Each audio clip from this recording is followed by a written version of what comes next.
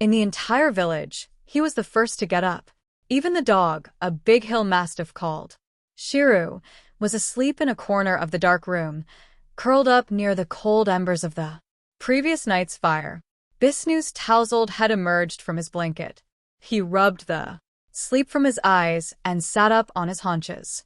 Then, gathering his wits, he crawled in the direction of the loud ticking that came from the battered little clock which occupied the second most honored place in a niche in the wall. The most honored place belonged to a picture of Ganesha, the god of learning, who had an elephant's head and a fat boy's body. Bringing his face close to the clock, Bisnu could just make out the hands. It was 5 o'clock. He had half an hour in which to get ready and leave.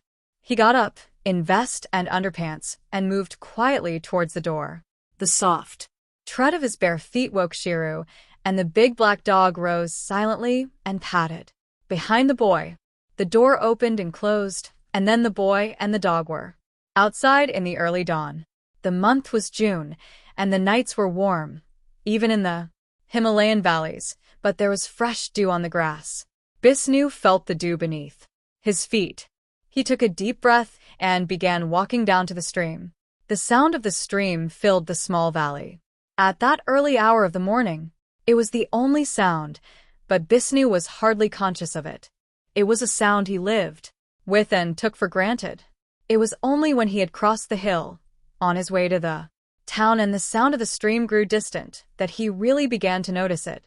And it was only when the stream was too far away to be heard that he really missed its sound.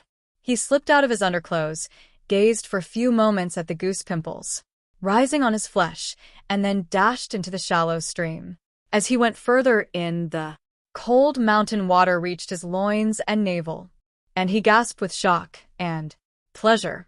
He drifted slowly with the current, swam across to a small inlet which formed a fairly deep pool, and plunged into the water. Shiru hated cold water at this early hour. Had the sun been up, he would not have hesitated to join Bisnu.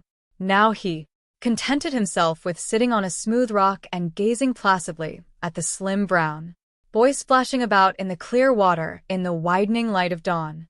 Bisnu did not stay long in the water. There wasn't time.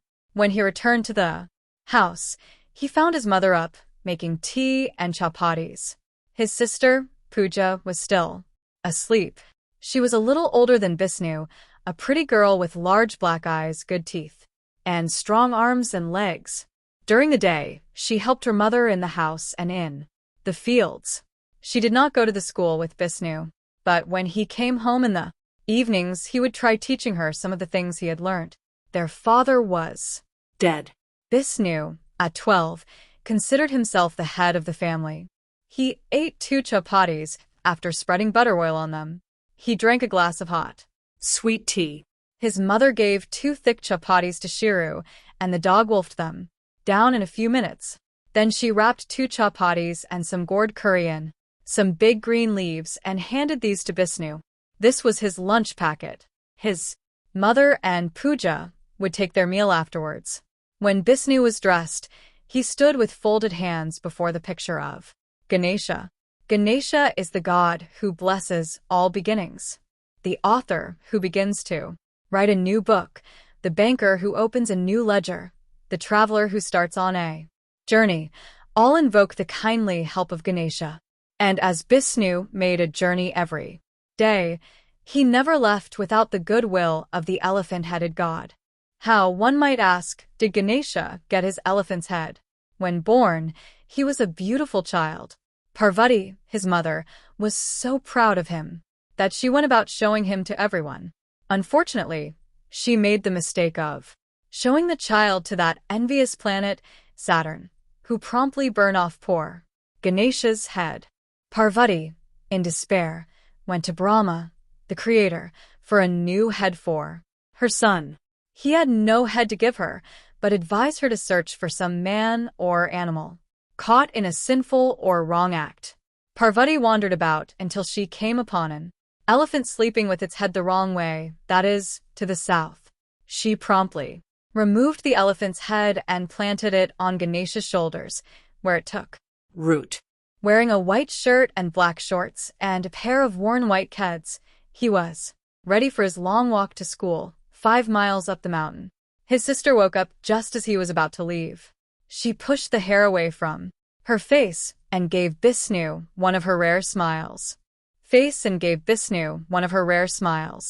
I hope you have not forgotten, she said. Forgotten, said Bisnu, pretending innocence. Is there anything I am supposed to remember? Don't tease me. You promised to buy me a pair of bangles, remember? I hope you won't spend the money on sweets, as you did last time. Oh, yes, your bangles, said Bisnu. Girls have nothing better to do than waste money on trinkets. Now, don't lose your temper. I'll get them for you. Red and gold are the colors you want.